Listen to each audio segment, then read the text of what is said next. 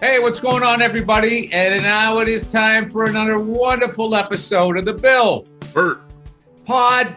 Cast. I like you with a mustache, Bill. Oh, yeah? Thank you. You look good with a mustache. It makes you look younger, if that sounds possible. I don't know what it does, but it's there on my face, and the beard will be catching up soon. Are you getting ready for a role? Huh? Are you getting ready for a role? No, I did one day on something they wanted like a different sort of look. You know, my head's a nice blank slate for people to create off of. Here's my question.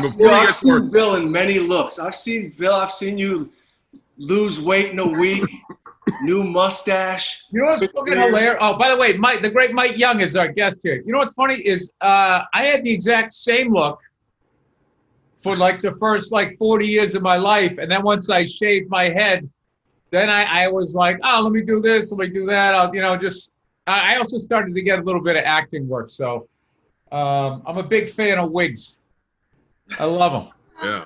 They just put them on you like, oh my God, who's this guy? This guy's an asshole. I like this guy. So anyway, let's get into it. Mike Young has a new special out, correct? Correct. What is the name of it? The name of it is called Who the F is Mike Young? There we go. Coming out on All Things Comedy. Your house. That's right. We're gonna blow it up. Thanks for having me. And your next special is gonna be how the fuck did you not know who Mike Young is? Mike, is this your first special? This is my first special. Shut the fuck up. It's gonna be a banger. You know what, Bert? It's my first. I was on that comedy path with everybody, with all you guys. Like we were doing the Young American tour, And then when I started to do like directing and stuff, I got off the stand-up path, and it actually bummed me out. You know what I mean? Like it bummed me out that I kind of got taken out of it for a minute because I just didn't have like the discipline to compartmentalize well. So I wasn't able to Hey, you know who else got sidetracked doing directing shit and all that? Louis C.K. And I remember looking at him going, what the fuck is that guy doing? And then all of a sudden, he hits as a comedian when he goes back, and then he also knows how to write and direct. It was like, oh, this guy learned the whole thing. So it's not a bad thing. It's not like you went off and were like just doing drugs and drinking and just stopped doing stand-up. You went out and you learned another part of the business. No, Mike is the cleanest living dude in the world. Like he'll be debaucherous, but his debauchery is some tequila. And that's it. And then it's broccoli, lean chicken. I feel like I know so much about Mike. Mike was the first guy I met at the store that for whatever reason that I felt comfortable being friends with. Like letting your guard down and like, I don't know why, but like everyone else, like I love Sebastian, but Sebastian's such a character, like just who he is, that you don't know if you're becoming his friend or not. You're like, am I part of the bit? Like, is this a bit? Yeah. But Mike, for whatever reason, I know so many Mike Young stories. I'll say this, Bill, we were talking last week about how influences that I've had from comic, and Bill is one of my biggest influences in watching. On what not to do.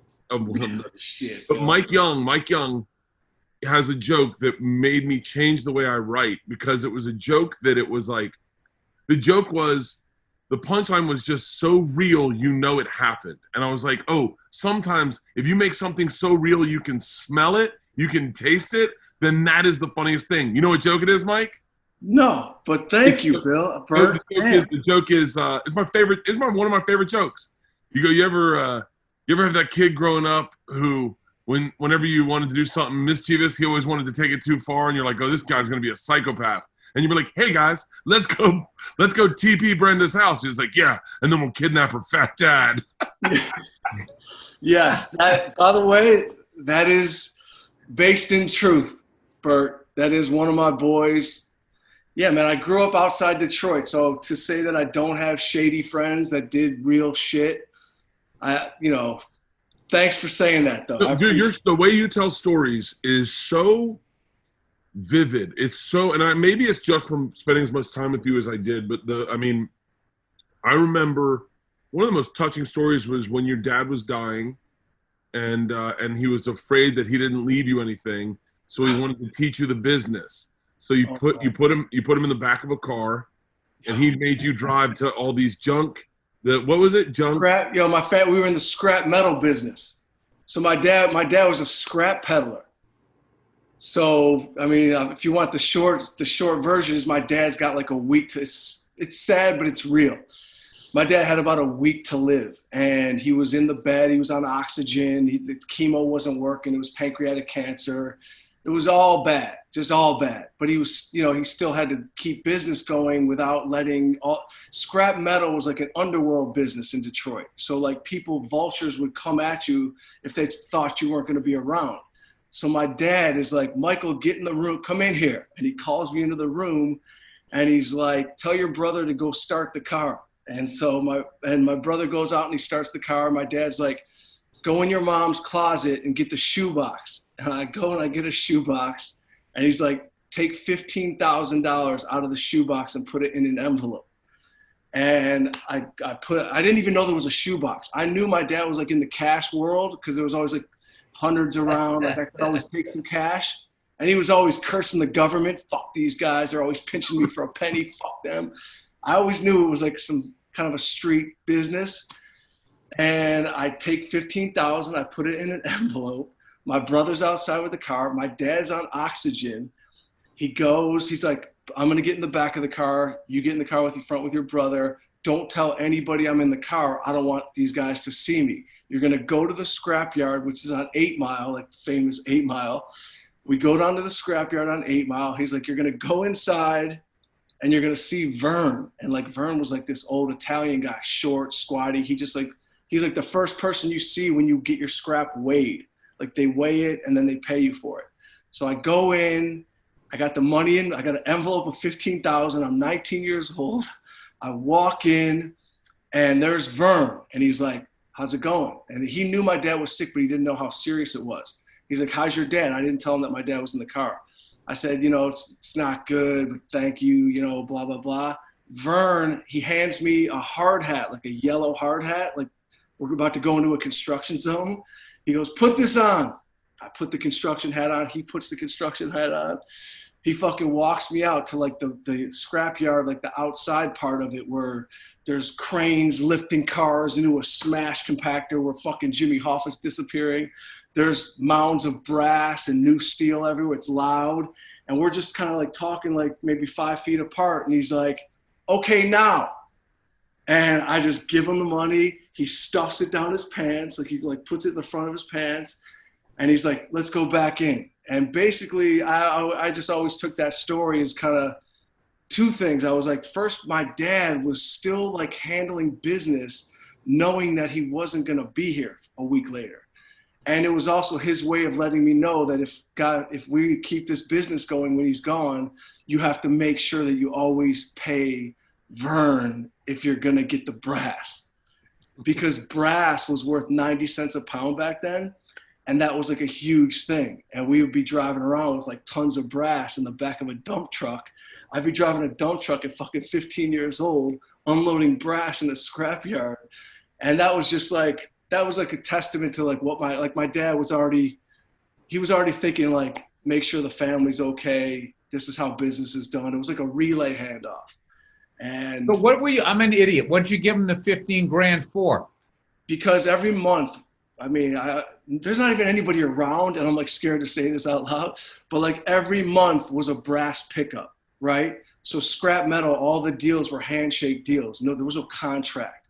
This was, Vern would call my dad once a month, and he would say, Sam, the brass is ready. Come at 4:30 in the morning before anybody gets here. And my dad would go and we'd collect all the brass, and it was like at a stamping plant type of place. And like, we dealt with the automotive industry. So if they stamp out like a sink piece, the scrap falls around it, it's all brass. And he would give us the heads up basically once a month. And because he gave us the heads up, my dad just always gave him, call it a tip, call it, I never saw Vern say, you have to give me this. It was just, I think right. My dad always made sure, because at that time in the, scrap metal, if you had a good load of brass, you're getting $22,000, $23,000 in cash in one day. So I think that was just my dad's way of going, here's 10%, boom, keep it rolling. Like, Was that world too where like you'd fucking go to sleep and then you'd wake up and if you had aluminum siding on the side of your house, someone had taken the whole side of your house off to go bring it down? Yo, so that's like the hood version of that world. My dad was like a little, by the way, my dad, if he saw aluminum on the side of the road, he's pulling the fuck over and he's getting it too. He was a hustler. But yeah, that's that world. Scrap metal is like, there's value in junk.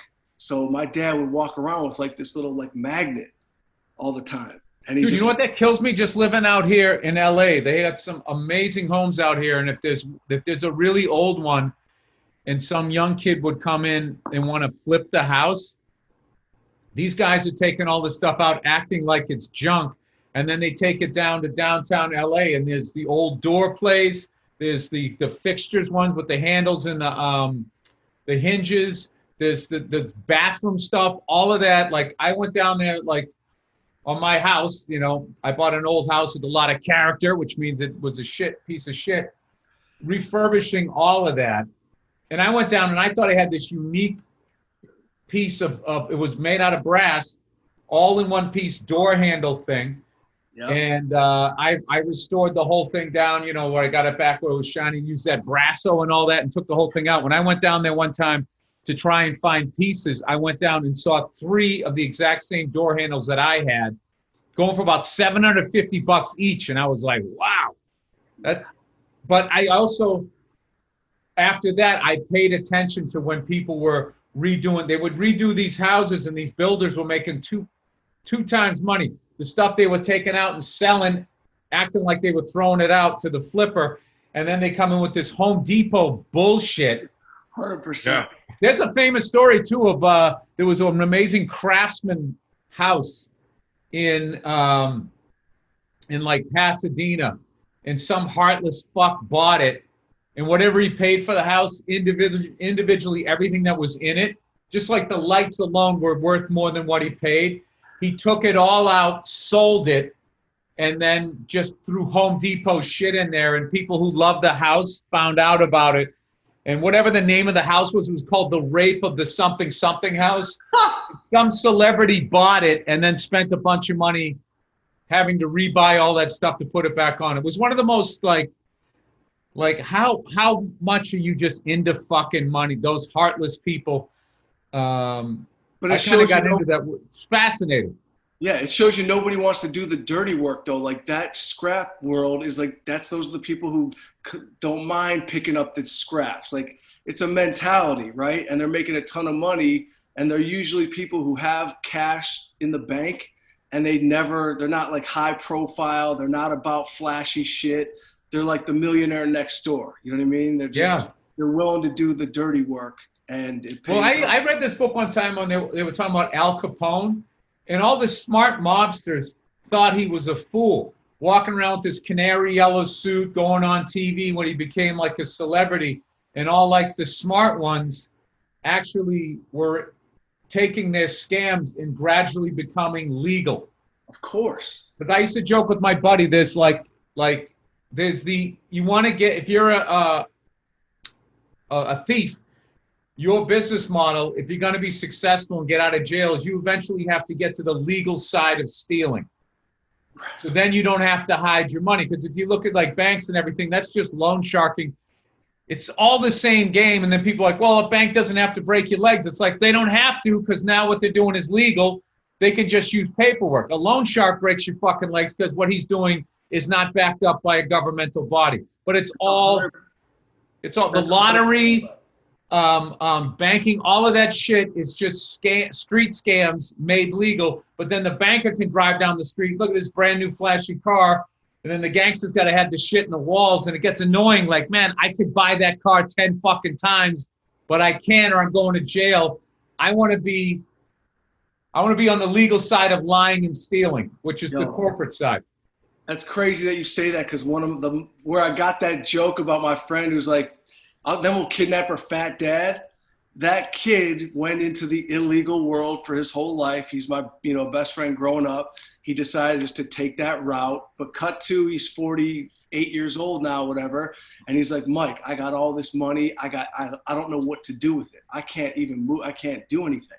Like, so just like you were saying, this is a fictitious friend that he's talking about in a script that he's, I just don't want by the way, you're right. Hey, Mikey, who's this friend you know? I'll never say his name, but we've all got the friend. Oh my God. I'm just saying, you got to get over to the legal side of things. But Bill, you're 1,000% right. The banks are loan sharks, and they don't do it by breaking your legs. They just ruin your life slowly. They just make your life. And from day one, like that first credit card you got when you were 18, 19, 20, the credit limit that they give you versus what they want back, they just want to get you on the hook. And if you pay them off every month, it actually hurts your credit because they're projecting. If you pay off a mortgage early, that hurts your credit. Yep. Really? They consider it a loss because they look at it like, okay, if this guy takes 30 years, we're going to get back 2.5 times on average what we loaned out. So if you pay it off before then, and they front end load the interest, so you don't even have like, oh, I paid it off in 20 years. You pay it off in 20 years, you maybe saved like 10%. But you pay it off, you got to be on the other side of that 15. I can't remember. I sort of, when I first got my house. You paid off all your houses. Who? You did. I remember that was one of the first things you said when you came to the house. You said, we were redoing it, and you go, how much do you owe on it? A lot? And I said, yeah, a lot. And you go, pay it off, Bert, pay it off. We were sitting out front. Yeah. You go, pay it off. And then they don't got anything on you. You can tell whatever joke you want because you got a house. Yeah. And then I was going to get into, and thank God I didn't, I was going to get into real estate, which I know people who own rental properties. And right now, I mean, what are you going to do? It's a fucking pandemic. People aren't working. Yeah. And like, I got a buddy of mine, he's like, dude, I bought a building. He goes, nobody's paying rent. What the fuck do I do now? But he still owes the money, So I remember at one point going, what if I just bought a bunch of, just gradually built, like you're playing Monopoly. What if I just started buying little strip malls in the middle of nowhere? I was going to buy fucking strip malls. Dude, this is like, fantasizing like 10, 12 years ago, whatever. And now to see what Amazon alone has done to giant malls. I think a strip mall you might still be okay with. If you got a restaurant, even that's risky place, but you got to have like the place that does your taxes, a cool restaurant, like hot chicken places for some reason are popping up all over the place. Quick, easy food. Yeah, I kind of like, I'm fascinated with that whole world, but I also know that I don't know shit about it, so. That's brilliant. That's brilliant that there is, I bet there is a mathematics to a successful strip mall. There is. There's got to be like, you need a donut shop. You need a hair, I bet there's a way to think of. I worked in commercial real estate for one summer in college. I came home to Michigan. My dad's friend owned little strip malls. My job was to go take pictures of all the little strip malls and then go to like city council or the city hall, find out like what they paid for the strip mall and just kind of build like a portfolio. But there is like a science, just what you were saying, Bill, like a tax place next to a Subway, next to a chicken wing spot, next to a massage parlor kills it. It's like you come out tired, you get your chicken wings, you handle your taxes, you go home. There is a true flow to that for sure. I knew a guy, his thing was Trader Joe's. Yeah. Trader Joe's, when he found out a Trader Joe's was going into a neighborhood, before he did the same thing. He would find out what was going. The second it got zoned to do that, he would try and buy something in that area. He'd be like, this area is going to blow up. Yes. Trader Joe's is going to be all the young, like, hey, man, fucking white people are going to move into that area. And it's officially like flip, because that's the big stalemate in these neighborhoods. It's like, well, I moved there, but there's no place, there's no grocery store. The grocery store is like, well, we're not going to go in there unless there's people that are going to buy the food. I just find the whole gentrification argument funny that it's sort of like, like only people who aren't white are getting pushed out. Like they don't understand that those white people coming in also got pushed out.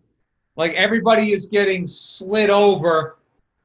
It's not necessarily white people going like, oh my God, let's go in and ruin your neighborhood. It's like, no, I can't afford the white shit where I was. I wasn't white enough for where I was at. Totally. So now I'm coming down here. They tried it in Detroit. I mean, Detroit was being gentrification was going on big 5-8 years ago. It was going in the right direction, but still they were feeling like the gentrification situation. A lot of the people in the city were getting pushed out. It wasn't a good look. Whole Foods, just like Whole Foods came in, posted up shop. Everything seemed to be going in the right direction. And then this pandemic hit. And now Detroit is almost like back to a ghost town. Like it's back. This is what I don't understand about racism, other than it's fucking ignorant, is at the end of the day, money is the number one thing that people chase after. Yeah. So my thing is, I feel like corporations have reached maximum density as far as how they can exploit like white neighborhoods. Okay, they pretty much destroyed all the main streets. They pretty much destroyed all the mom and pop places. They built their big superstore down in there. Fuck. It's like, what is it about them that they didn't see what Magic Johnson did, where it's just like when he put his theaters down in like black neighborhoods, like they thrived. Like, what is it about that, like, and why you wouldn't invest in non-white neighborhoods and get them running on the same fucking wheel?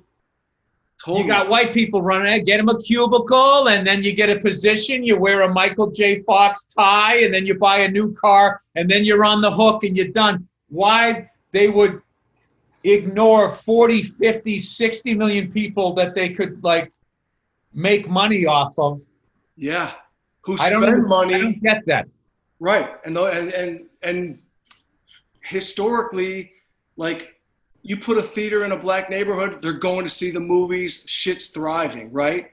So why wouldn't, like in Detroit, they didn't even put a theater in there. They closed the theater. It didn't happen. And a lot of the black people in Detroit are pissed. They're like,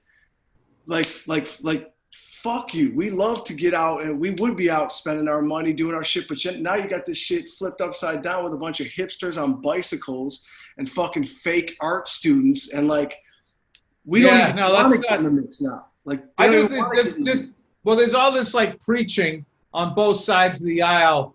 I really, if I learned anything over the last 15, 20 years of all of this bullshit, it's just like the government is not your parent.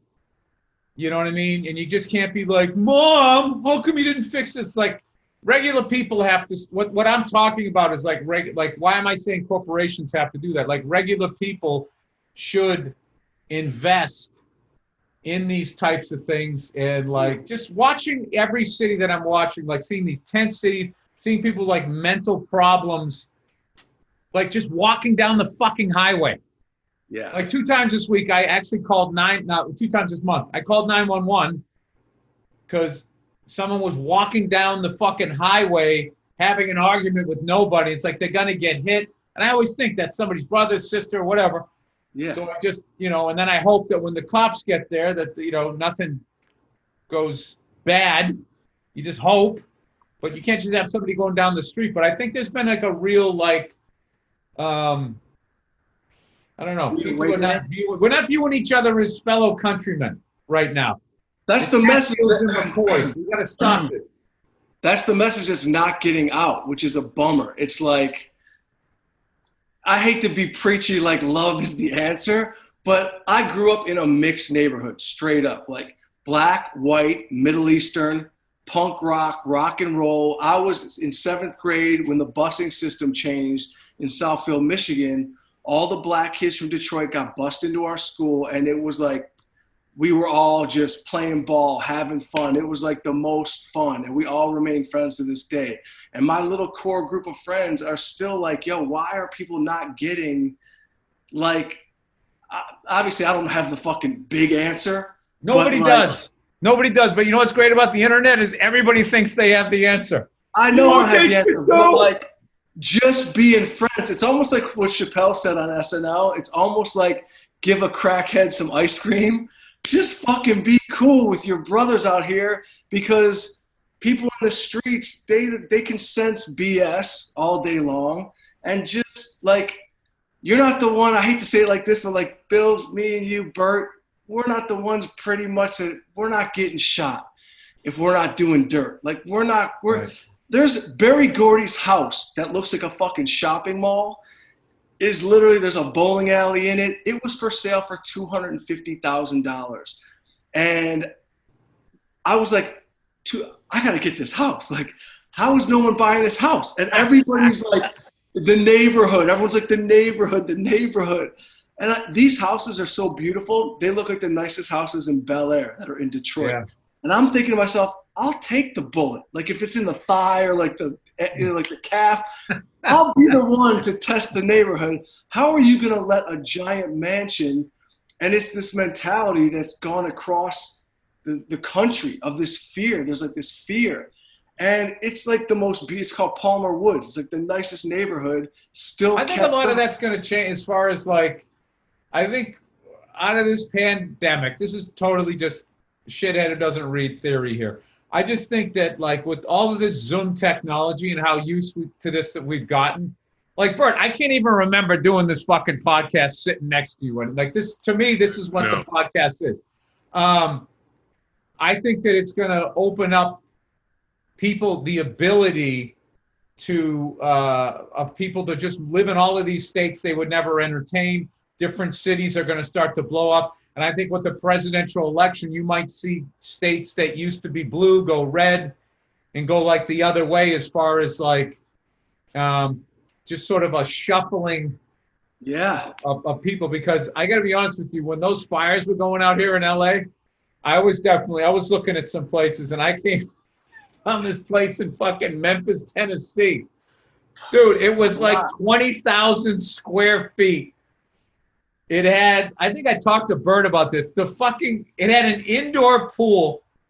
It looked like, if you saw like the fake plants and shit around it, it looked like those Holiday Inns from the 1980s. Yeah. You see a big family come down after they piled out of a station wagon. It had an indoor basketball court, and it was up on a hill with this view, and they wanted like $2.7 million for it, which is a lot of money. But 20,000 square fucking feet in an indoor pool out where I live is $100 million house. No. And I'm sitting there looking at my wife going like, the fuck are we doing here? I can Zoom all of my meetings, the amount of money that I will save by living out there. But the thing about it is it's not fair to my family if they don't want to live there, because even if I'm not totally into the place, which it wasn't Memphis, I'm sorry, it was Chattanooga. I still get to leave and do gigs. Hey, I'm doing Dallas this weekend. I'm going all these fun. Yeah, I can do these fun ass fucking cities, and then they're going to be sitting there in Chattanooga, and I'm wondering like, what is that going to be like? Especially for my wife. Chattanooga. Yeah, I'm wondering like, what is that going to be like? But for people who aren't in that situation, I think there's going to be a lot of that. Like people are going to be moving to places they never thought that they could move to and survive, and they'll actually be able to continue doing their business. This is such a weird. This is like it's become like a real estate podcast. I think office space is going to plummet. Oh yeah. Let's go buy it up, Kreischer. When we were on tour back in the day, I used to, because I know you have this, you're like the wild guy, you're so crazy, but I met your parents. I met your father. They're like the nicest together people. Like you come from good stock. So whatever, you take your shirt off all you want. I know what's really going on. But I felt like comedians, if we had any fucking brains back in the day, we'd have been like looking at real estate, because we could have just checked on our property every 6 months. But we're too busy getting drunk and waking up and missing radio. Like we had no brains for that. But I used to think like if comedians looked around, we could have tons of properties.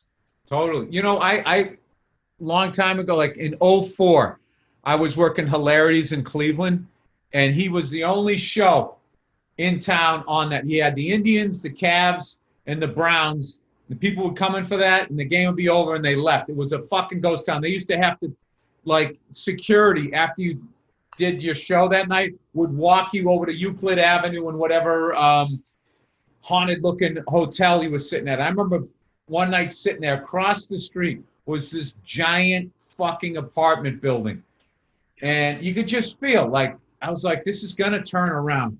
And I remember saying, Jason Lawhead was still in Cleveland. I said to him, I said, if I had any fucking money, I would buy that thing, right? And here we are, what is it, 16 years later? That street now looks like the beginning of the Bullwinkle show. All lit up. And there's a whole scene. There's like a fucking Hard Rock Cafe is there. And I looked at that building. It's all refurbished. And I mean, it would have been like tens of millions of dollars to do it. But I was a huge Rust Belt real estate sort of buff, looking around going, there's a great fucking building there. Look at that house, all of that shit. Like I kind of used Pittsburgh as a sort of measuring stick where I saw what was happening in downtown Pittsburgh. And then I was looking at Buffalo, and I'm looking at Cleveland. I was looking at Detroit. And it's unfortunate if COVID did that, because I know that the guy who owns the Cavaliers went in and bought, like, you could buy like a skyscraper for like $100,000 in Detroit, something stupid like that. You put 750 grand, you could buy it. But then, of course, you got to rewire it and do all the plumbing on 70 floors. I don't know. Here's what I want to buy. My dream has always been those motels on State Road 60 going into Clearwater. Like back in the 60s, when you'd come and vacation with your family, you'd find a nice motel about a mile from the beach, but you still have to drive. But those old school motels, that was like that, you know, that you almost see in like every movie now, where that's where someone gets murdered.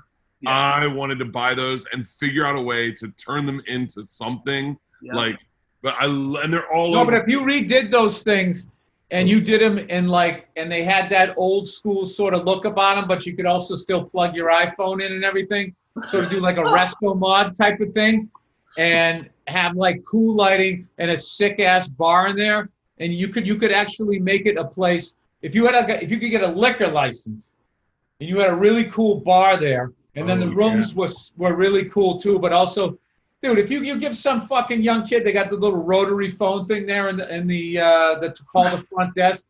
I don't know. As a nerd, I would be into that shit. Yeah. I love that. Everyone knows I love the booze. What's that? That's some cool retro shit. If you got the yellow phone. Yeah, you just come up with that, and all you need is just like the bar, and then some sort of activity. Yep. I think that you could maybe make something like that happen. Let's do it, a real estate tour. First of all, I'll tell you right now, my purchase that I was literally going to do, I was going to buy a drive-in in right just outside Nashville, because it was $400,000, and I thought I could turn this into a badass amphitheater. Like turn it, like if you, I think we talked about this, Bill. If you turned it into the Grove, like you took all the stuff we know now about how they do up these shopping malls, and you made like a awesome outdoor amphitheater where like people could come, stay outside, see shows, do music, do comedy. I mean, and now I know so much about that space that I was like, I could build it up so that it was stadium seating, parking's fucking there, and I was obsessed with that.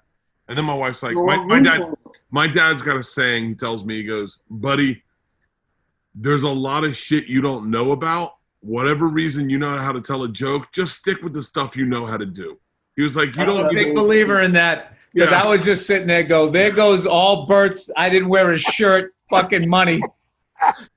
You're going to learn this. I can't imagine once you break ground on shit like, it's like, dude, just buying a house, the shit that you didn't know. Like, dude, what is that tax? What the fuck is this? I mean, I just had a fucking guy come in here and explain to me the difference between mice shit and cricket shit.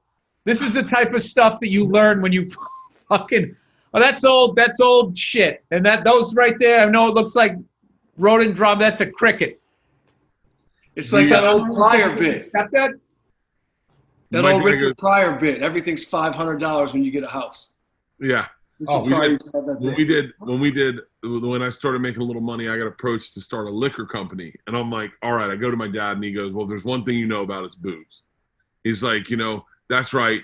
He goes, I'm telling you, he goes, I would be a little skeptical. Everything seems a little too good to be true, but if you're into it. So I was going to buy packeted, like those vitamin C packs you pour in things? Yeah.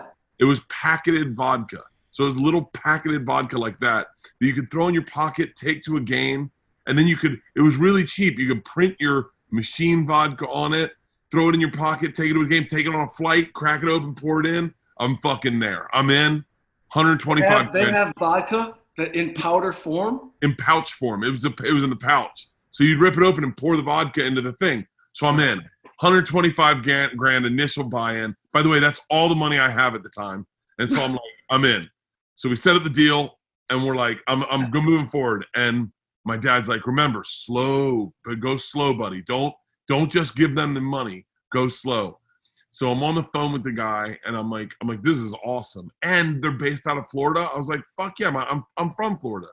And he goes, cool, man. He goes, I'm really excited. We're gonna do this. I'd like to be there when you pick it up. And I went, pick what up?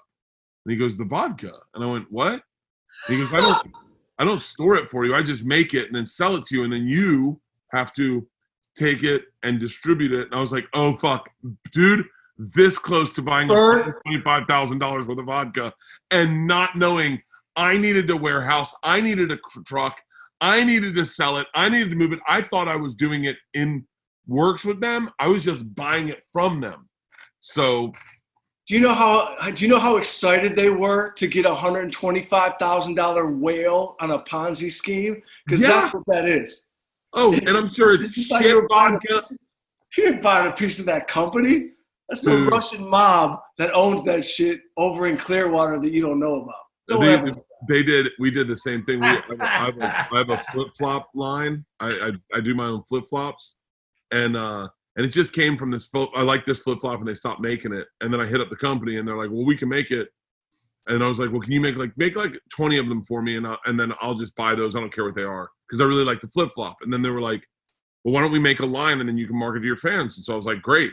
So all of a sudden, I'm marketing flip-flops, and we sell out like in record time. Like we sold out. They sold out the whole first shipment in 6 minutes, and they were like, "Holy fuck, let's do another line." We sell out the next shipment in 6 minutes. Then they're like, "What do you want to do now?" And now I'm starting going like, "I'm a shoe designer." Okay, here's what I want to do.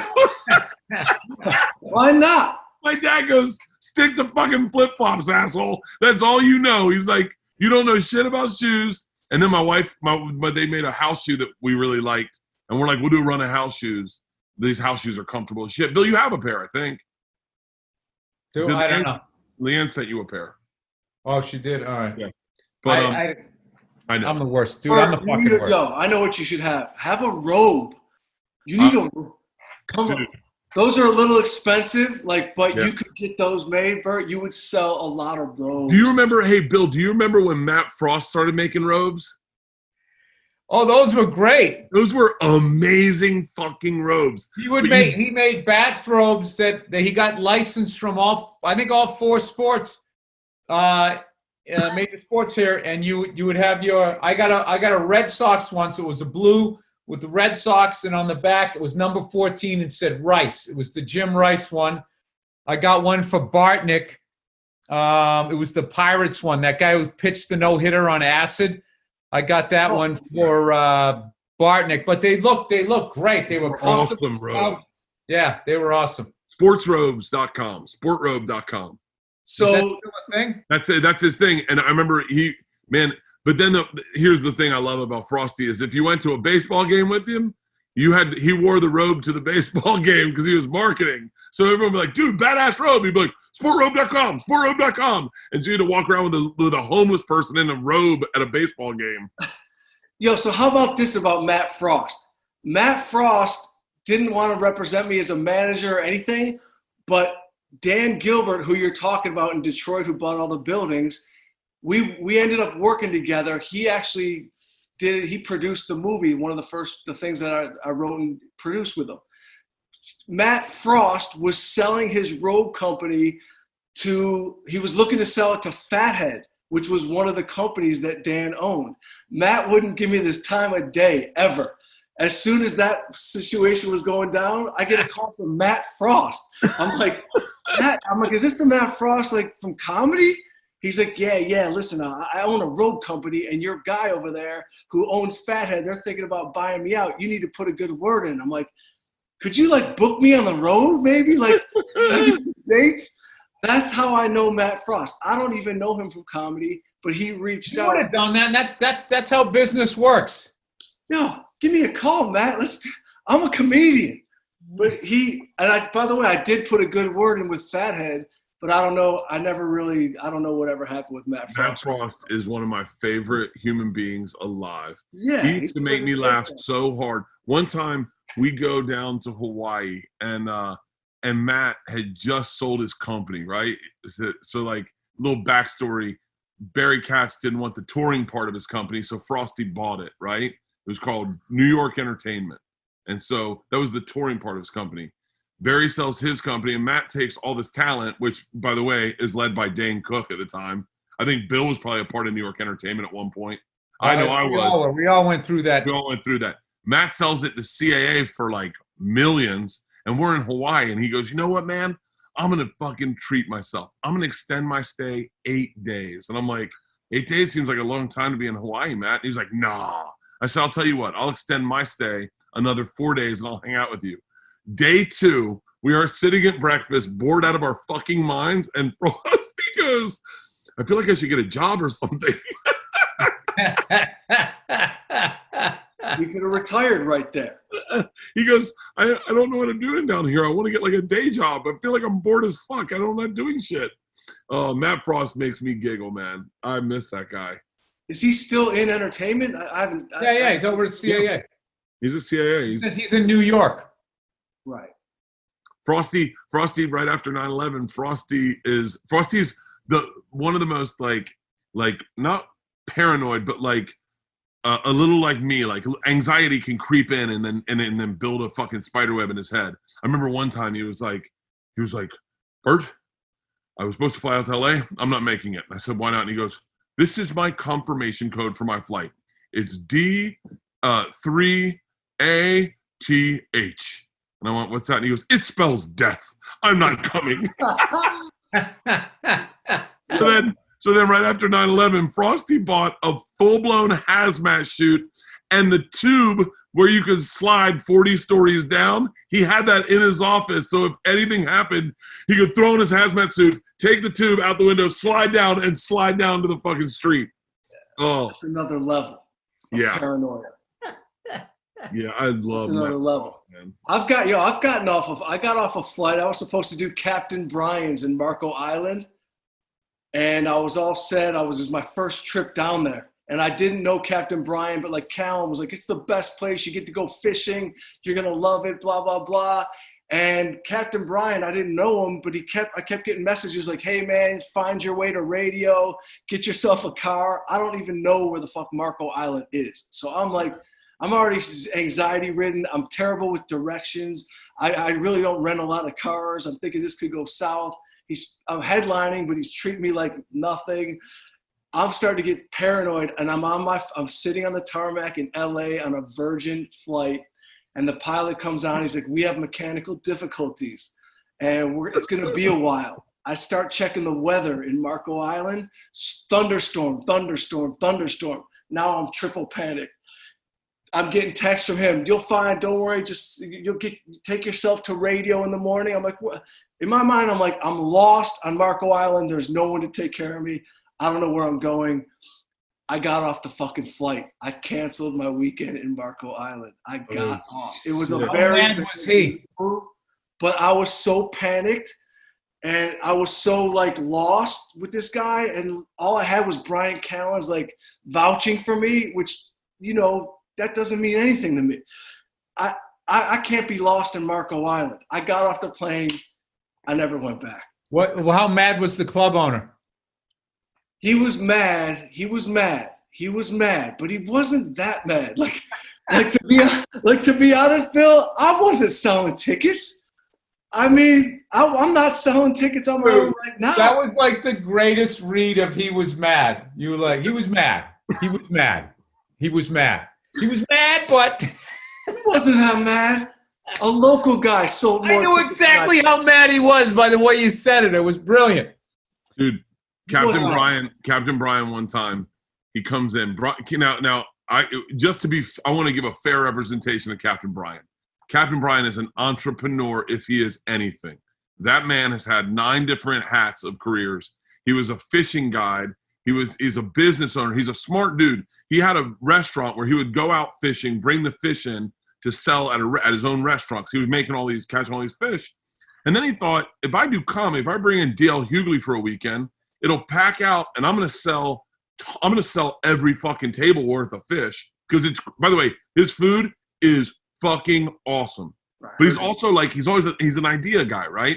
He created one of his things. I had one right here the other day. I don't know where it is. It was like an iPad holder. So you could sit in bed and hold your iPad. So he created it. He, takes all the sources from Japan or China, builds it, tries to sell them. Well, one of his ideas one weekend comes into the green room real excited. He goes, he has a thick Boston accent, Bill. And he's like, Bert, so I got a camera on the stage shooting back at the audience, and I got a screen up of the people there, and they're all live tweeting. Everyone's live tweeting, so they're all busting jokes and telling jokes on the screen. So it would be great if you could send it out to your fans. So I go, cool. So I put it out on Twitter. I go, hey guys, there's a live feed. If you use the hashtag Captain Brian, it's going to come up on the screen, and you can see the people in the audience. And the first person that tweets is like, who's that fat bitch in the red? And the room falls out laughing. They're like, oh! And it was people online in wherever they lived just roasting the audience. Oh, this fucking pig in the front row. I bet she takes it the ass. And dude, I got on stage and everyone was so fucking pissed. They had been lit up by the internet all night long. Oh, but how did the show go? It went fine. I used to love that. You know what? That kind of an idea, the worst pre-show idea ever is Vinnie Brand's prank phone call at the fucking Stress Factory in New Jersey. He used to have a pay phone on stage, and before the show fucking started, he handed out all of these cards, and there was something how if you wanted him to call somebody and prank him, and he would go through to see which was going to look like the best prank, and someone would give the number, and then live, he would call these people up, and you'd hear it over the thing. It always went south. People started yelling. Somebody get offended. All of a sudden, you find out the person you're calling is on their deathbed with cancer or something. It just encouraged everybody to start screaming at the stage. I remember Patrice O'Neill made it his life's work to get Vinny and Vinny was just, what reason why he's successful. He had a vision. I'm sticking to it. He was stubborn. He just would not take that fucking thing down. And I just remember it wasn't so bad the first show. It would be the late show where you just hear him coming in. You could just hear they were already rowdy. You're like, fuck. And then he'd get up there and he would just be going so, I want to, is your daughter home? I want to have sex with her. And then people tell her you want to fuck her. They just start yelling shit out. It was every other show would start hey, turn off your cell phones, let's try to, pay attention to the show. His shit was the exact opposite. Yell whatever the fuck you want to yell out. And drink up, and now here's the show. That's how deep those club owners want to be comedians. Some of them, like they won't even take a note, kill that phone. Their desire to be a comedian, some of them, or funny, or just some of them. I think Vinny just was like, no other club's doing this. I got this hook. To this day, I love Vinny. I still tease him about that, and he still stands by it. He goes, no, it worked most of the time. Vinny, it didn't. It never worked. We all told you how much we hated it, how much more work it was the first 10 minutes you went on stage because you got these fucking lunatics. That's the thing too. He would get them all stirred up, and then you got a host going on who's green, going up there, and they got he's fucking poked them all in their cages. Yeah. My daughters one time, they go, Dad, come in the room. You're gonna love this. And I walk in the room, and they're like, we're doing prank phone calls. They're like maybe they're like 12 and 10. And I was like, you're doing prank phone calls? And in my head, I'm like, no, I never called my parents in the room when I was doing prank phone calls. Like that was like a thing you did by yourself. So they're like, no, Dad, they're hilarious. And they're like, Isla, do another one. And Isla just would call a number and go, hello, is Steven there? Okay, and hang up. And I go, baby, you're just calling the wrong phone number. That's not, you're not pranking them. And then Georgia goes, Isla, I'll show you how to do it. Grabs the phone, and she goes, hello, you just won a brand new car. A Prius. Yellow. Hold on 1 second, and then gives the phone to me. She's like, I don't know what to do now. And I'm like, you fucking idiot. You just told someone they want a fucking car. No, the Jerky Boys had that shit. Oh, shit. They had the lock. Shit. They were the best pranksters of all. I mean, they created the genre. They took the most brilliant one ever I thought was the Super Across the Way. Remember that? What? He just calls this guy up and he just goes, yeah, let me speak to Brett Weir. Guy goes, who's calling? Is he in? Yeah, well, who's calling? Listen, Jerky, I don't need to talk to you. And the guy's like, you don't need to talk to me? And he goes, get Brett Weir, I said. And the guy's just like, hang on. Like, just intimidates this guy. And then the guy comes back, says Brett Weir isn't there. And then he just launches it. Look, this is just Super Across the Way. Hey, it's just, that's all he invited. And then in the end, he goes, and you tell him I called. He goes, I got it, Super Across the Way. And don't have me come down there for you. And he screamed at him, calls him a punk, and fucking hung up on him. Uh-oh. And the guy never questioned, I'm the Super Across the Way. How about a fucking name? Where are you? What is what? He knows what the fuck I'm talking about. It's all in the sales. Great. Yeah, I mean, I like once every 6 months I Google that just to listen to it, just for the comedic like structure of it. Brilliance. It is. They were fucking. Those guys were genius, man. Those guys were. So I was talking to someone saying, we were talking about albums we bought, and they were like, oh, I remember when the Jerky Boys came out, and I was like, I am getting that immediately. I mean, those guys had to be millionaires, because this is back when when you sold an album, you made money off selling those albums. That was their first album. I guarantee you they got fucked. How much money? Every Motown group Do you know the they names? Got in advance, and they were going to recoup once they heard a certain number, and then you never recoup. That's that whole fucking game. Yeah. First of all, that Jerky Boys thing, that was just called the prank phone call tape for years. A lot of those classic ones that ended up on the first one, that was just, you got like one that was like 40 generations removed, somebody making a copy of it. For sure. Guess how many CDs they've sold over since their 1993 debut? 3 million. I'd say 6. 8 million CDs. Damn. Good for them. They're done. They're retired. No, they're not. I guarantee you they got fucked. I guarantee you. I'm doing. Oh, I was thinking that they own their own publishing. Dude, the greatest thing I ever saw was that guy in that heavy metal documentary. He said, you're better to own something 100% and sell 20,000 copies than you are to not own it at all and sell 20 million. You'll make more money. Dude, Lord of the Rings on paper is not in profit. They gross $6 billion.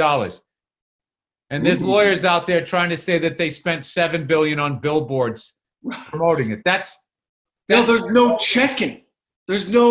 Nobody can check those second books that people are keeping. Like I've heard that same thing. Oh, we put billboards up. We spent $3 million in marketing for this thing. Where? I've never seen a single thing on my product. Like, where is the $3 million?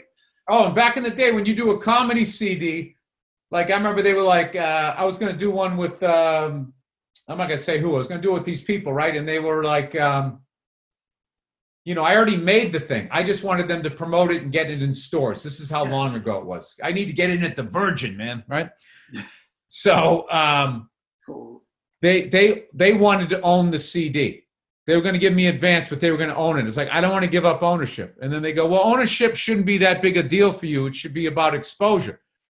So I said to them, I go, well, if ownership shouldn't be that big a deal for me, why is it such a big deal for you? And my manager goes, great fucking question. And then I watched the guy stammer.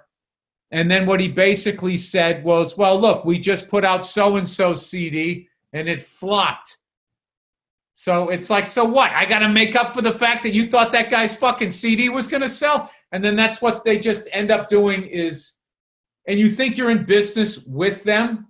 Okay, now I'm going to pay for 50% of the cost. You're going to pay the other 50. It isn't. It's like all the expense of it comes out of your end.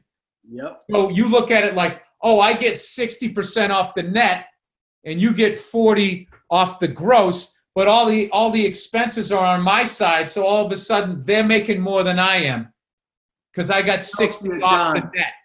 You don't see a dime till every penny's recouped on their end. And then you still don't. Then you have to audit them. And then if you audit them, then you're labeled difficult to work with.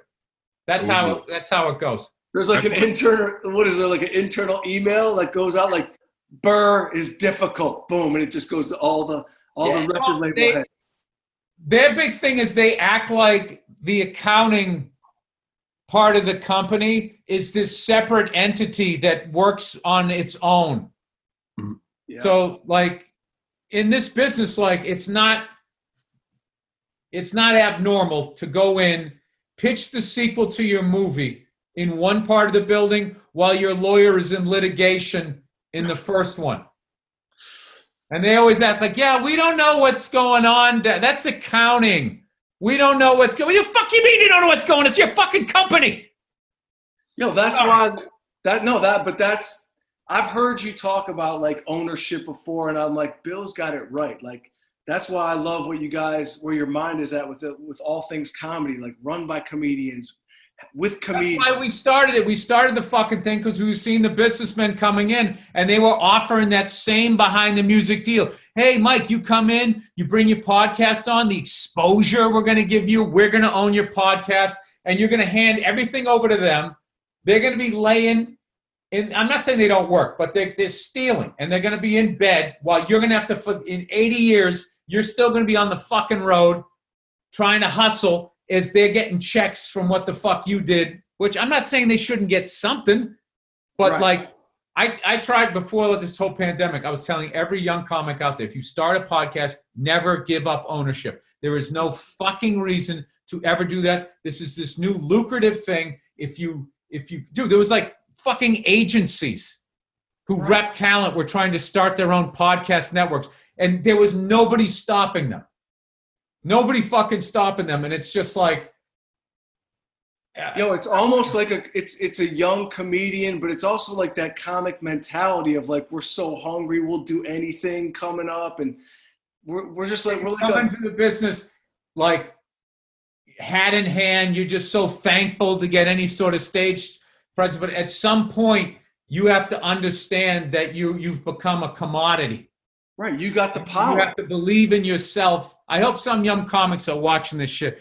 To, like, own everything, as much shit as you can fucking own. I mean, there's times when you got to give something away to, it can't be your way the whole time. But like, there's a podcast. The fuck am I giving up the ownership for my podcast? Yep. I buy a mixer and a microphone and some sort of interface, and I'm in the game. I remember having a meeting with a guy who had a big podcast network, and he was like, so what you'll do is you'll come on board, and then we'll take care of the pod. We'll take care of everything. You don't have to worry about anything anymore. And I remember thinking, like, what does he think I worry about? Like, what does he think my headaches are at night? And he's like, we'll own it 50-50. And I was like, why would you own any of my podcast? I started it. And he was like, but hear me out. You're in Omaha, right? You got to do a podcast. You don't know how to do one. You don't know what to do. I call up Todd and Tyler in Omaha, and they say, hey, man, come use our studio. And then you do the podcast in there. It sounds professional. Send it here. We mix it, cut some ads in, and then we get some money. And I was like, oh, you're starting a podcast company and you don't know anything about podcasting. Like, I remember sitting in there and I said, how much do you think it costs to start a podcast? And he goes, well, I know how much we're putting into it, and we're putting millions into them. And I went, it's like $500, like $500, and you can start a podcast. And I was like, I started mine for $500. That's a good one. Anything I make off my podcast is a profit off of that $500. And I'll tell you what, I fucked up for a while because I was so attached to that fucking like $585 investment in a podcast, and that every cent I made was above that I wouldn't invest in my podcast because I was like, no, man, I'm just making money off $585. Like, this is the greatest investment ever. I might be guilty of that. I've done my podcast, other than I used to call in, I do mine the exact same way. It's me laying on a bed, running my fucking mouth. Please. Joe was the first one. Joe was the first one that I saw that I was like, I remember when he got the compound, and I was like, whoa. And it's like before anyone knew how much money he was making on his podcast, you were like, Joe, you must really love this podcast. And he's like, because like everyone was making money, but you didn't realize Joe was making like 85 times more than we were making. And you were like, you must really be invested. You must be having a good time with this podcast. You must love podcasting, man. You're willing to do it for almost for free. Let's do this. This always goes viral on the internet. Whenever anyone tells a Joe Rogan story, it immediately goes viral. That's like, I remember one time I said that Joe is generous, and it got 5 million views. Andrew Santino, as the clip says, he went to dinner with Joe. These are all things we normally do with Joe, but for whatever reason, people become obsessed with. I want to hear about your days touring with Joe, because you toured in that early circle with Joe. I opened for Joe for a year when it was Red Band was Brian heartbroken over a girl that left him in Ohio. He didn't know what he was going to do. He was like this like little kind of lost nerd that Joe just like brought under his wing, who was a master with a computer, like the first dude I saw with wires coming out of some shit, like just like walking around like somewhere in Florida, wherever we were touring, like this weird kid had wires coming out, and Joe's like, he's gonna run my website, we're gonna start this thing down the line, this kid knows everything. I'm walking around the hotel like consoling him because he was heartbroken, Brian, and touring with Rogan because he had come off Fear Factor, and he was already doing like a little UFC stuff, but this is what I gotta say about Joe. He was like, he loved that shit so much. I remember him saying, I would do this for free, the UFC stuff at that time. And he was taking us around to like different UFC gyms. I grew up like skipping rope and hitting the heavy bag a little bit. I'm not grappling. I don't get on. Oh, wait, you did grow up boxing though. I did. I grew up boxing. Okay. I can box. At Detroit, I was boxing. I boxed in the amateurs, but I never wrestled. I got a skinny neck. I don't like to be put in any kind of chokehold. So Joe was always like, you're a fucking bitch. You're a bitch. You're not going to like roll. And he had Eddie Bravo was with us. So like, here's the guy that choked out Gracie. They want me to like roll around and wrestle. And I'm just like, Joe, I'm just going to fucking hit the heavy bag while you talk to these maniacs over here. And Eddie Bravo comes in with fucking hair gel and beats up everybody in the gym. I'm just going to be over here doing this. So I stayed off the mat, but I mean, I got 100 stories. Yo, people didn't know at that time how much of a badass Rogan truly was. And I remember being in a bar with Joe, and he was calm as can be. And this big giant, like we were like in Minnesota maybe, or Denver, somewhere where they grow giant white boys. Yeah. And there was like a giant white dude with like a jean shirt on, long hair, who just looked like he could like break a tree. And he's like, I'm going to kick your fucking ass, dude, to Rogan. And I'm like there with him. And we, at the time, Eddie Bravo wasn't like he just wasn't by near us. It was just me and Joe. And Joe just turns to me and he goes, hold my beer. He just goes, hold my beer. And thank God it like didn't get to an actual physical fight. But the way just Joe was like, yo, hold my beer. And he just like squared up on this dude. This dude knew he was about to like get like his ankle broken in half by a Joe toe kick or whatever he was going to pull on this dude. But I mean, I got 100 Joe stories. Joe's The classic one from the Boston area was there was a comic. He had a roommate who was into like martial arts, and he fucking was sitting there. He went to some Taekwondo tournament, and he came back, and the comic was like, "How was the tournament?" He goes, "Dude, there was a fucking guy there I have never seen. This guy was a fucking animal, like lightning, cat quick, would just beat the fuck out of everybody. I have never," and he wouldn't shut up about it. The guy's like, "I get it, whatever." So the roommate goes to the comic show that night. And they went down to Nick's or something. They walk in, and there's this comic on stage, and his roommate goes, "That's the fucking guy. That's the guy I saw earlier today." And it was like Rogan basically went down at some tournament, beat the fuck out of everybody, got a medal, and then that night was up on stage. This is like probably the 80s. Is probably going, you think Mike Dukakis is going to fucking win after sticking his head out the tank? He's like doing, just doing stand-up after that. That was the first one that I heard about him. I was intimidated. I was intimidated because I could box, but these guys in the martial arts gyms, they were just doing some next level shit. I wasn't getting on and they would just tease me all the time. Even with I lifted light weights, Rogan would always be like, "You're never going to get any bigger if you don't lift heavier weights." And I didn't, by the way. He was 100% correct. Yeah, but you also don't blow out your shoulders. No. There's all of that, yeah, I'm paying the price for 80s lifting. My favorite Rogan story that I can't remember if he told, I can't remember where I heard it, but it's my favorite story is him and Tate Fletcher are at a bar, and there's this fucking drunk dude just going around intimidating everybody, just fucking shirt off, walking around, talking shit. And Joe and Tate are like, "All right, we're going to stay the fuck away from them." So they go up to their rooms that night. They're buzzed. They go up to their rooms. I don't even know if they were drinking. I just put in buzzed for whatever reason. But, I don't think Tate drinks. But they go up to their rooms, and they had adjoining rooms, Tate and Joe. And the guy is trying to get into Joe's room. And Joe's like, "Hey, man, it's my room." The guy's like, "Fuck you." And he's like, "No, it's my room." And he was like, "Fuck you, it's my fucking room." Shirt's still off, guy's hammered.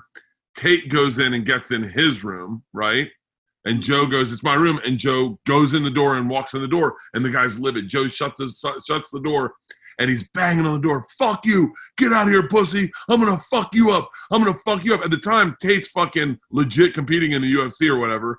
And so Tate and Joe go in there, and we go, "What do we do?" And Tate goes, "I'm going to go out. I'm going to subdue him." So Tate goes out his door, fucking wraps the dude up and puts him in a omoplata or some fucking move.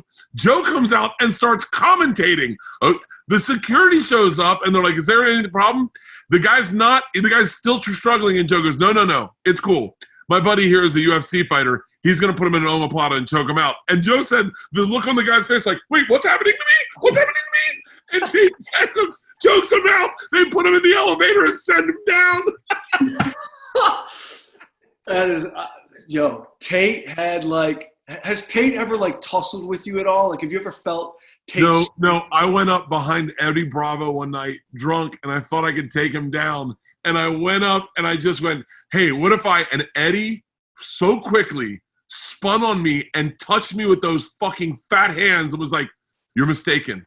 I do this for a living. I would really hurt you." And I go, "I couldn't just get you a little bit?"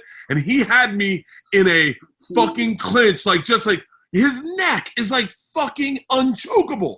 I couldn't kill Eddie Bravo in a hotel room if he was roofied with a telephone. I mean, that fucking dude, there's such a He's world class. They're like great white sharks. They move with intention. Yeah. And they have the same size fucking neck, Joe and Eddie. I wish people could go back in time and understand how little mainstream America knew about jiu-jitsu and shit. When those first ones that they had, that they used to call human cockfighting, basically, where you would fight 3 fights in a night, no weight class. I remember that Gracie dude, with each time he would walk down to the ring, his gi would be more fucking wrinkled up from what his last fight. And by the end, the shit was all fucking ripped. But he kept, And I remember Patrice calling me, going, "You got to watch this shit." And I go, "What's going on?" He goes, "These motherfuckers are getting this little dude on the ground, and then they're going to punch him, and then they just go, ah!" I go, "What is he doing?" He goes, "I don't know," because we didn't know toe holds, we didn't know arm bars, we didn't know what these guys were just like. It's like I don't know. They had no passing the guard, no defense, not tuck the chin, any of that shit. I don't know anything about it. But they would just come up like a little kid walking up to like a fucking cobra. Yep. And just, I remember there was a guy who came in who was a boxer, and he knew that maybe would go to the ground. He came in, he wore one boxing glove. And within 2 seconds, this dude put him on the ground. Now he's got this fucking mitten. When you watch it now, I remember that guy. Hand. I think it was his jab. He was going to jab. I don't know what the fuck it was. I remember that guy. Yeah, I'm not making this shit up. Like, Patrice got me into it, and I started fucking watching it, and it was like, we were like, this is like one of these like Snake Plissken movies or Bloodsport movies, but this is like real. And I remember the classic one where that Jack Black dude went up against the white dude, and he somehow got the guy like this and just started elbowing him in the head. And before the ref even knew what was going on, he got him like 6 times, and the guy was out by the second or third hit. And I remember seeing that. I was in a bar in Boston. I think it was Daisy Buchanan's, which doesn't exist anymore. And the whole crowd was watching, and we were watching the elbows. And this was the sound of the crowd. It went, oh! It's like, at first it was like, oh shit, he got him. And the way this guy, I think now you're more used to seeing somebody ragdolled. But in boxing, it was like when you did that to somebody and they just went down, it was over. You didn't see another 9 hits to this guy, which is my only thing that I have a problem with, because I love the UFC. I just hate when somebody clearly KOs somebody and the guy goes down to the ground, and before the ref gets over, the guy still winds up and gives him one more. It's just like, fuck, dude. That's the emotion, though. That's that emotional, like, you know what I mean? You can't stop that emotion. That's not even – that guy's gone at that point. Like, emotionally, he's still on one more shot. Like, Jesus. That is a terror I hate to see. I did box growing up, but I hated seeing people getting knocked out. Like, I don't like it to this day. And the early days of the UFC, there was some brutal stuff. I remember when we played Lauderdale Hard Rock or the Hollywood Hard Rock, whatever that was, there was a UFC fight in that same mall or whatever that was, the hotel area, and a bunch of Gracies were there. And I remember Joe had like the after party, and it was a blast. And like, these guys are not like big guys, so they kind of like just like blend into the crowd. You don't know that you're around like 10 assassins. You know what I mean? And there was a Gracie cousin. She was beautiful. There was like this female Gracie. And I remember I'm dancing, I'm having fun. Joe's in the corner doing like his go-to move. We're all having fun. This is 15 years ago, whatever. And I remember just joking with the Gracie, the girl. And I'm like, so you're saying that you could like totally choke me out if you wanted? And on the dance floor, she just goes, whoop, whoop, whoop, and puts me in a quick choke. I don't go out, but I know what it is to go to sleep. She like comforted me to sleep. And this is like the Gracie's cute cousin who. It's also amazing how quickly you're out. Oh. If it's done quickly. Wow. Because it's weird. Like, you can hold your breath for a minute, but for some reason, if somebody does that, you just need it. I got choked out. You're not holding your breath. They're cutting off the blood supply. No, maybe that's the difference. I don't know. I got choked out, I think, by Henner Gracie. We were doing a show called Hurt Bert, and they brought me into the Gracie dojo or jiu-jitsu place, and they were like, you're going to learn MMA today. And they fucked me up. Like, they ragdolled me for like a solid 10 minutes of like me they had like a circle around me, and I'd try to get away from them, and they'd take me and throw me, and then take me and throw me. And then at one point they gave me a knife, and they go, try to stab one of us. And I was like, in my head, I was like, are you being serious? And then when they started coming at me, I was like, I'm fucking cutting a Brazilian today.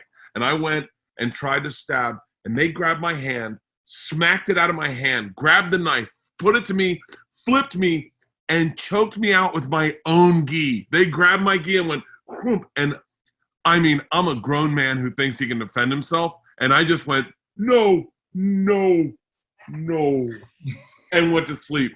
Woke up, and they're standing over me. They're going, come on, buddy, wake up, wake up. And I went, what happened? And they're like, we choked you out. And I was like, in my head, I wanted to be like, please don't ever do that again. I can't stop you from doing it, but please don't do that to me. It was so helpless. Yeah.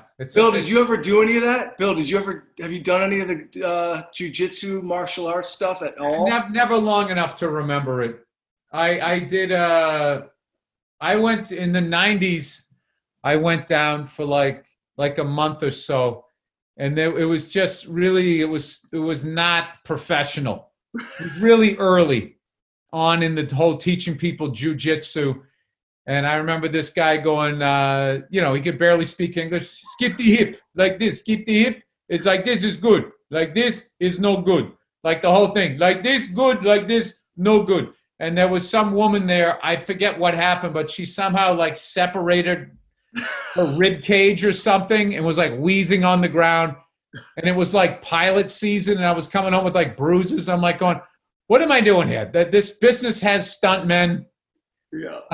And plus, by the time, but what it really was, by the time that shit came around, I was too old. Like I would have to have started immediately, and I don't know. It's a certain mentality. Charlie Murphy got me going to his place for like a minute. It just never stuck. Like I was always into like playing drums or sports and shit. I think it's amazing. Oh yeah. I have 100% respect for it. In a different world, wired differently.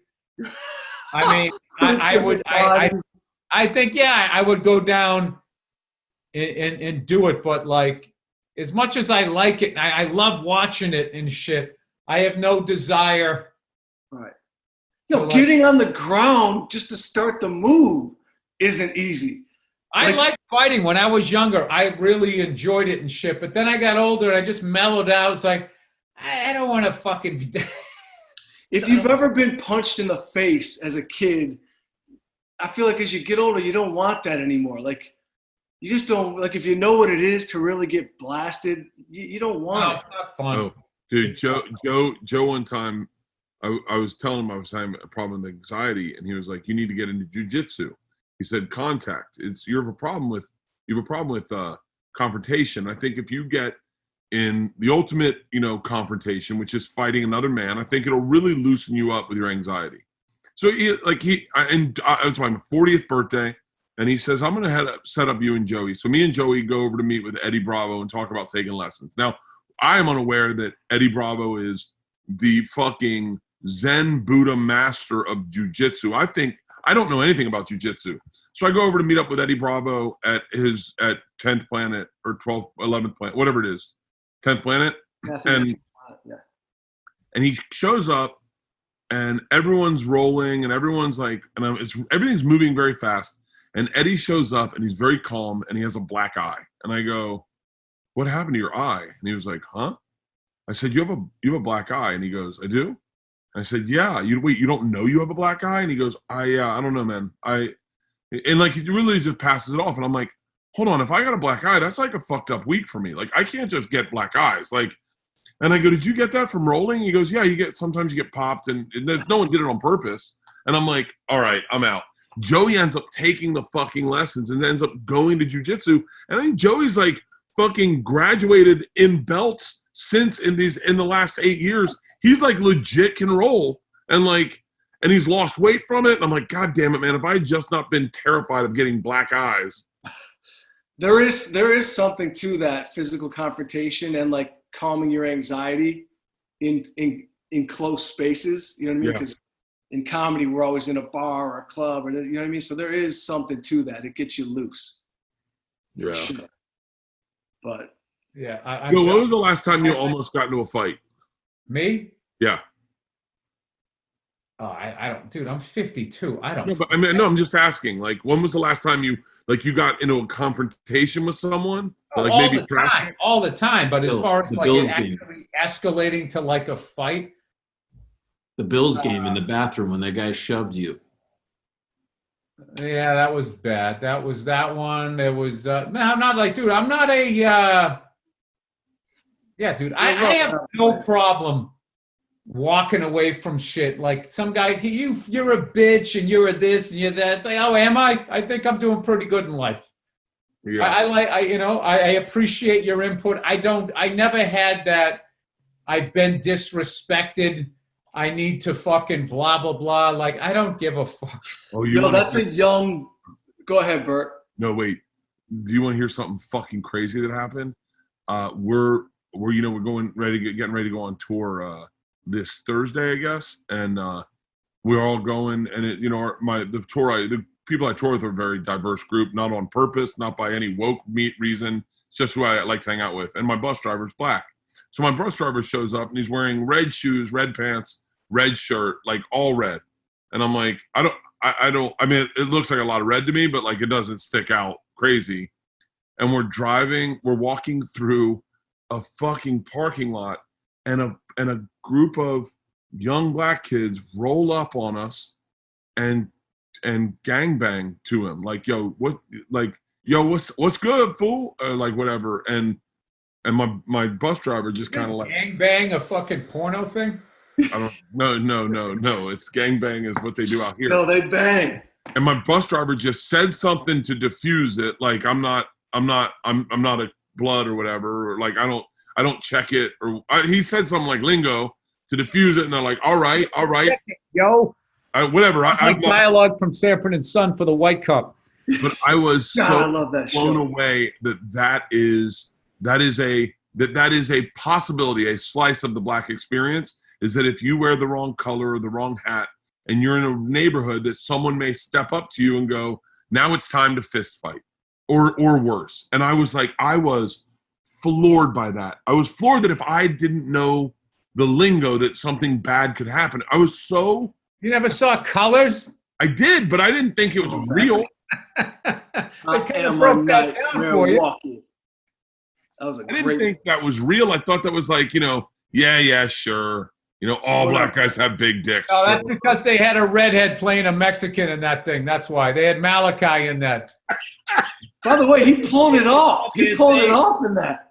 Yeah, that white kid. Yeah, you're just like, come on, man. You're that white kid from Children of the Corn. Yo, Bert, I'm not trying to bring this back to my thing, but I can't believe you just told that gang story, because I'm not even going to give it away, but I talk about that in my special, because something like that happened to me, but it was in the dark, and it was in South Central, where I pulled up somewhere and I had a Red Wings jersey on, because it was the Red Wings were in the playoffs, and I'm a hockey fan. I played hockey my whole life. And so I get out with a Red Wing jersey, and just like you just said, there was 3 dudes in a house next door, and they were like, "Break yourself, fool!" And I was like, "What?" And the dudes who I was going to see in the house, they were like, "Yo, like, chill out, like, get that shirt off, like, what are you doing?" I'm like, "What? Like what?"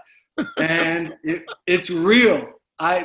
You'll see it in the thing. I talk about that, but that is a real thing that happens. They don't play games in those gang neighborhoods. Where did you shoot your special? I actually shot it at the Beacon Theater. So the stand-up portion is shot at the Beacon Theater, and I shot it like maybe 2 years ago probably. And I weave in some cool narrative comedy, like some sketch stuff.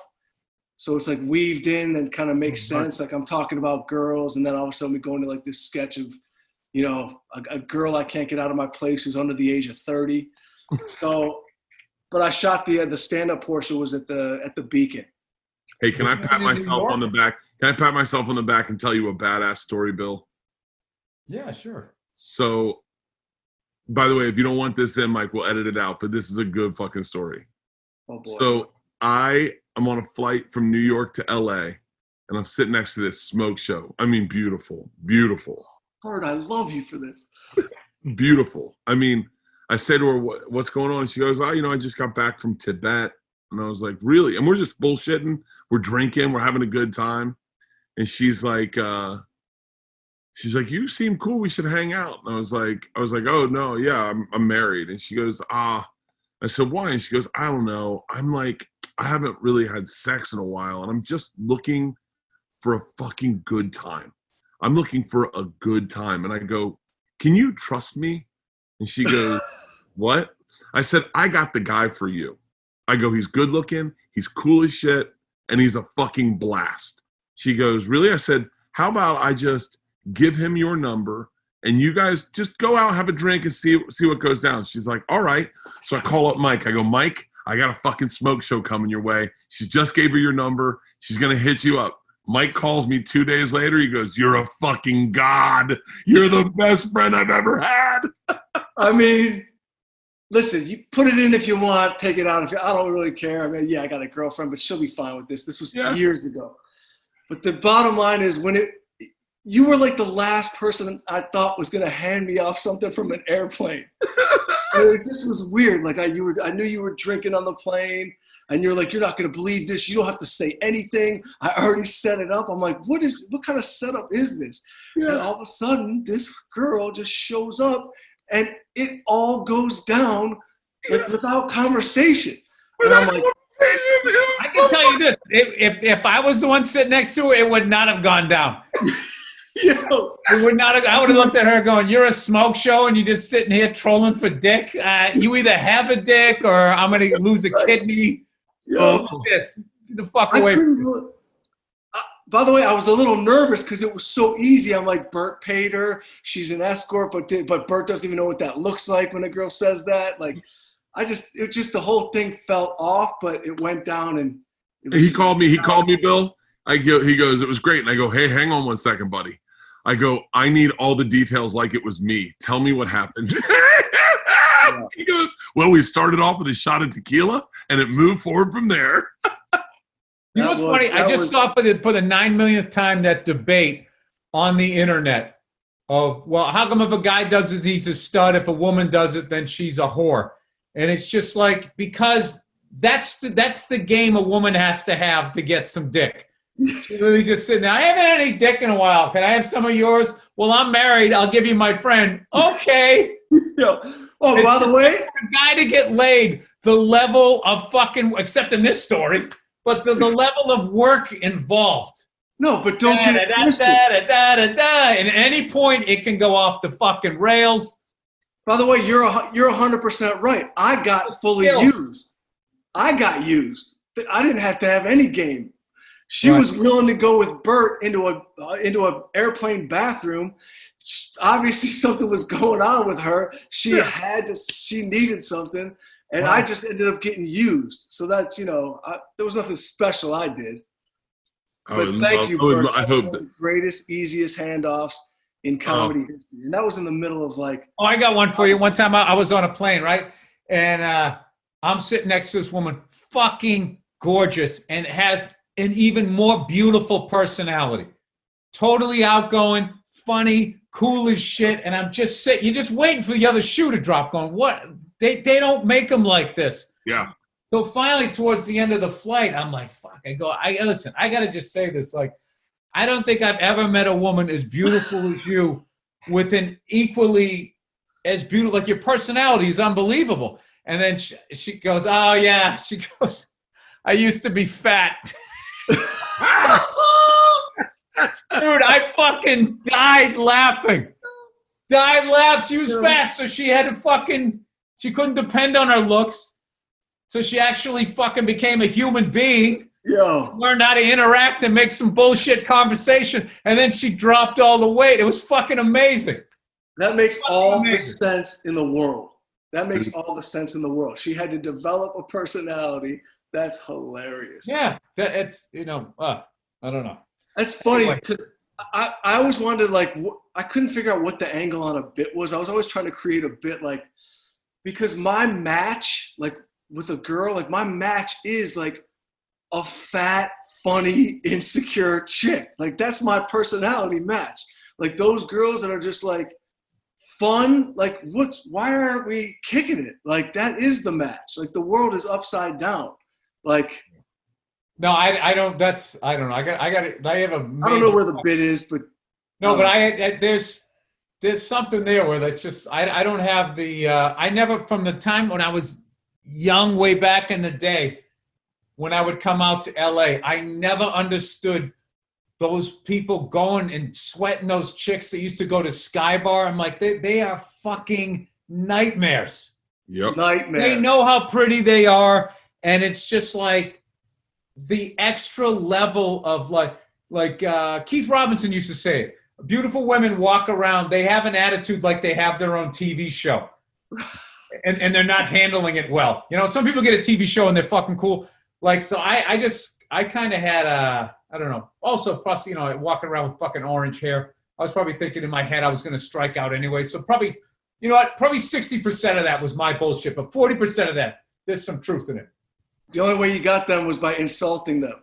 You just insult a 10, you're home with them in 5 minutes. I know, because they think all of a sudden the expiration date's coming.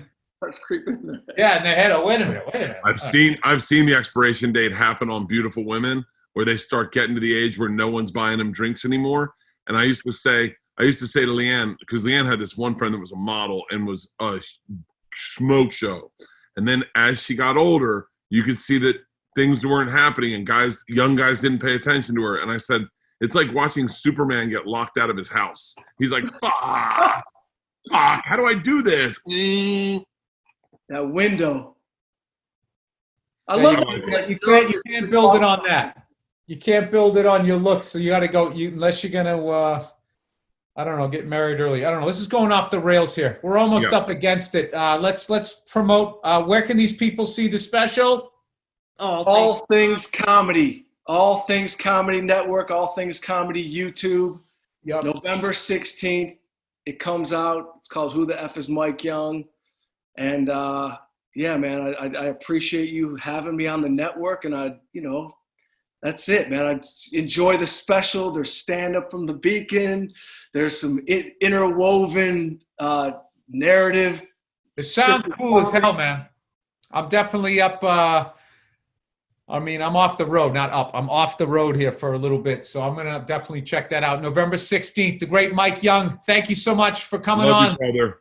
And love you, Bert. Great seeing you, bro. Great seeing you, Bill. Thanks for having me, man. I look forward to future friendships, man. I told Bert, I'm like, I don't want to fan out with Bill, but like, we're not like, I only know him a little bit. You know what it is. Talking about? I saw you like for fucking ever before you became a director. I saw you forever at the Comedy Store. We would just pass, and then I see it like Saget's wedding, and the first thing you say is, everybody here is dressed for a funeral. I'm like, I got to be friends with Bill, man. I got to be friends with Bill.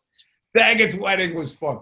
All right, that's it. This has been another wonderful episode of the Bill Bert Podcast. All right, gentlemen. Great job, guys. Mike Young, November 16th. Who the F is Mike Young? We'll see you. See you.